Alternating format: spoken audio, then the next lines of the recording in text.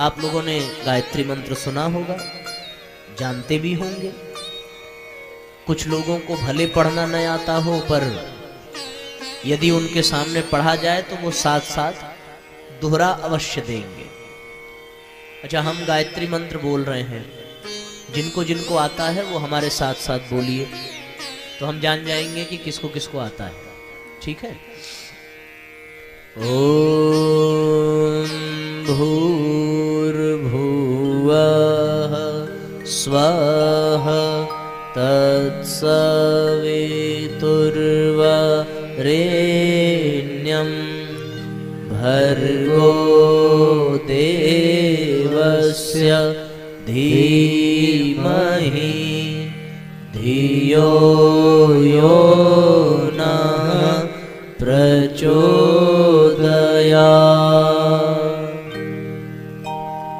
अब ऐसे अकेले पढ़ने को कह दिया जाएगा तो हो सकता है हम भूल जाएं, हो सकता है संकोच करें, हो सकता है शब्द का उच्चारण गलत हो जाए। पर सामूहिक रूप से पढ़ेंगे तो एक बार, दो बार, तीन बार पढ़ते पढ़ते अपने आप हम भी बोलने लगते हैं। ये गायत्री मंत्र पता है क्या है? गायत्री मंत्र चारों वेदों का सार है। सार आप समझते हैं ना, निचोड़। जैसे आप कल बताया था ना कि आम के वृक्ष का सार क्या है?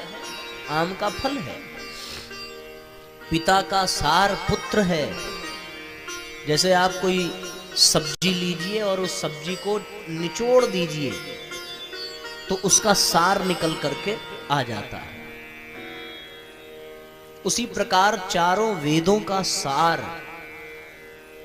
को क्या, कौन सा मंत्र है? गायत्री मंत्र।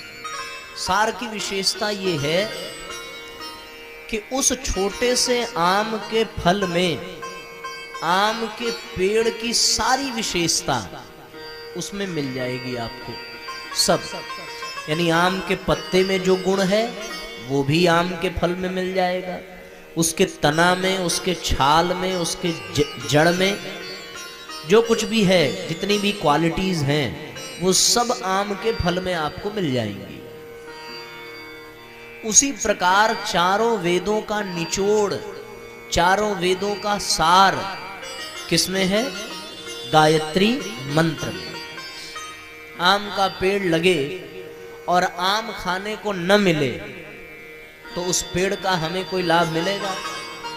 नहीं। सार तो मिलना चाहिए ना। बच्चा वर्ष भर विद्यालय में पढ़ाई करे तो एक साल की पढ़ाई का सार क्या है? उस वर्ष एग्जाम के बाद उसे जो प्रमाण पत्र मिलता है वही साल भर का सार है। वो सर्टिफिकेट ही बता देता है कि ये इसने वर्ष भर क्या किया है। उसी प्रकार चारों वेदों का सार गायत्री मंत्र है। तो जिसको गायत्री मंत्र समझ में आ गया और जिसने गायत्री मंत्र जान लिया, उसको चारों वेदों को पढ़ने और जानने का सौभाग्य मिल जाता है। एक बात। दूसरा, अब आम के पेड़ से आपने आम लिया तो उस आम को यदि आप एक दो व्यक्ति को बांटना चाहें तो आप जो है काट करके दे देंगे। और परिवार बड़ा हो, कुछ रिश्तेदार भी आ जाएं, कुछ मेहमान भी आ जाएं, तब एक आम में आप सबको खिला पाएंगे? नहीं खिला पाएंगे। तो कुछ तो जुगाड़ लगाना पड़ेगा। तो फिर आप क्या करेंगे? उस आम को छील करके उसको निचोड़ेंगे, उसमें जल पानी मिला देंगे, दूध मिला देंगे, चीनी मिला देंगे, बन गया वो आम का रस। अब काट करके देते तो एक ही दो लोग खा पाते, रस बन गया तो उतने में आप 8-10 लोगों को भी वितरित कर सकते हैं कि नहीं? उसी प्रकार तो पेड़ का सार आम और आम का विस्तार वो आम रस। बात समझ में आ रही है? किसको किसको समझ में आ रही है? हाथ उठाओ जरा। हाँ, जो ध्यान से सुन रहे होंगे उन्हीं को समझ में आएगी। तो कहने का मतलब ये हो गया कि पेड़ का सार आम और आम का विस्तार आम का रस। उसी प्रकार वेद का सार गायत्री मंत्र, यानी गायत्री मंत्र मिल गया तो समझ लो वेद का फल मिल गया। और गायत्री मंत्र का विस्तार क्या है? गायत्री मंत्र का ही विस्तार ये श्रीमद् भागवत है। ये गायत्री मंत्र का विस्तार है। अभी हमने श्लोक पढ़ा